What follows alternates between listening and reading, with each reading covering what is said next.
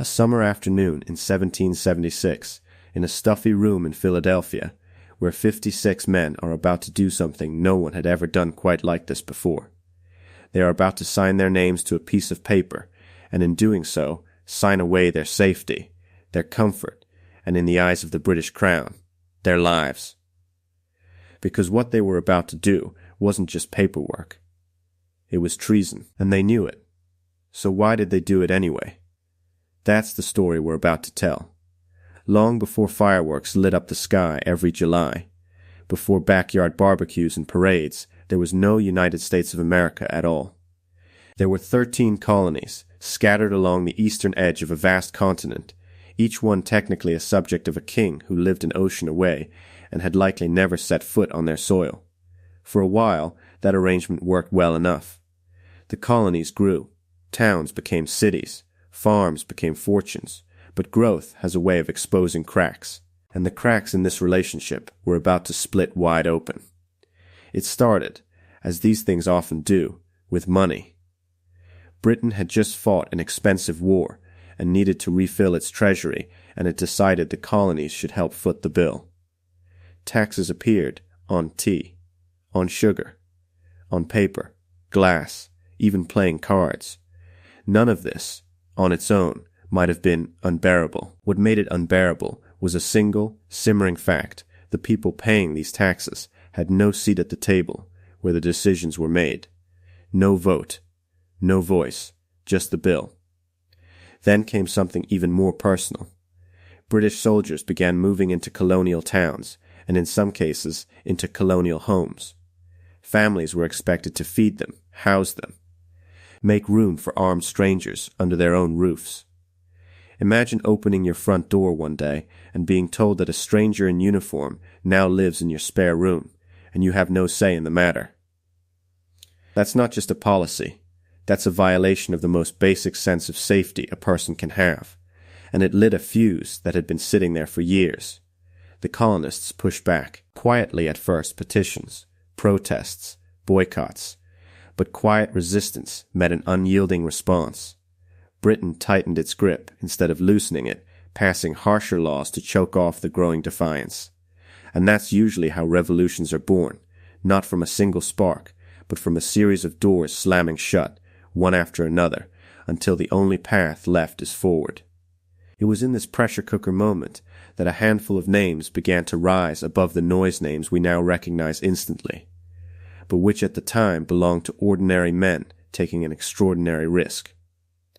George Washington, Thomas Jefferson, Benjamin Franklin. They weren't mythical figures yet. They were lawyers, planters, printers, people with families, businesses, and everything to lose. They started gathering others, organizing meetings, building a movement out of scattered frustration. But talk alone wouldn't be enough. They understood something crucial. If they wanted the world to take their cause seriously, they needed to put it in writing. Not a complaint. A declaration.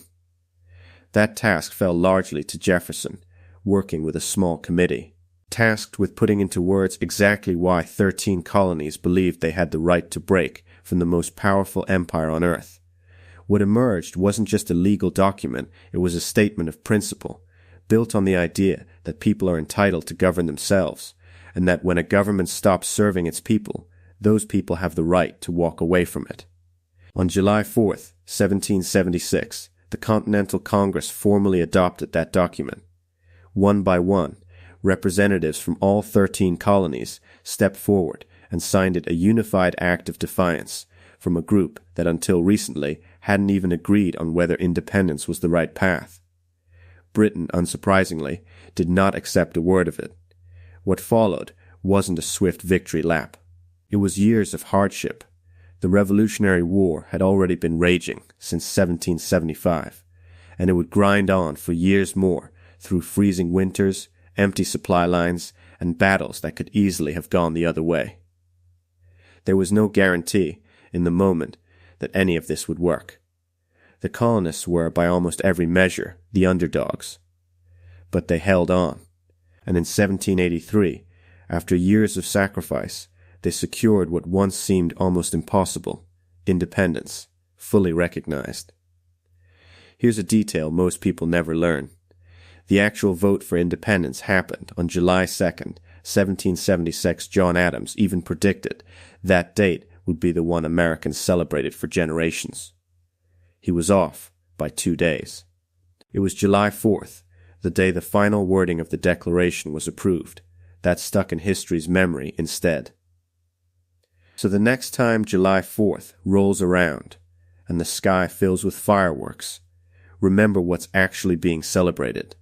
Not just a date and not just a party, but a moment when a group of ordinary people decided that the way things were wasn't the way things had to stay, and were willing to risk everything to prove it. That decision didn't just create a country, it created an idea that people have the right to shape their own future, and that idea is still being tested and still being celebrated every single year since.